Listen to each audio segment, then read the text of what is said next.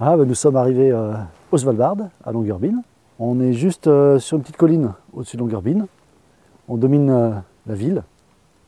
On voit que c'est une ambiance très polaire, effectivement. Peu de routes, peu de véhicules, surtout des motoneiges. Longyearbyen, c'est une toute petite ville, moins de 3000 habitants. C'est une ancienne ville minière.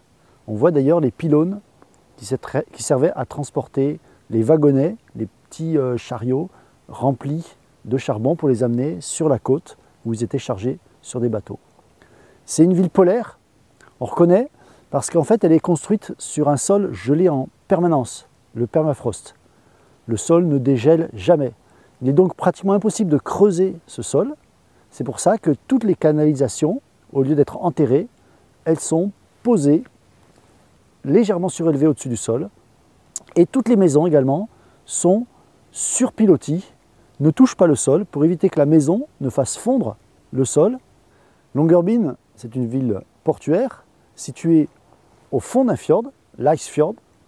Nous sommes au début du printemps, la banquise est déjà fondue, il n'y en a plus qu'un petit peu au fond du fjord et on va en trouver des morceaux dérivant sur la mer. Et c'est de ce port-là que dans 3 jours, nous allons prendre le Polarfront pour partir pour notre expédition vers le nord.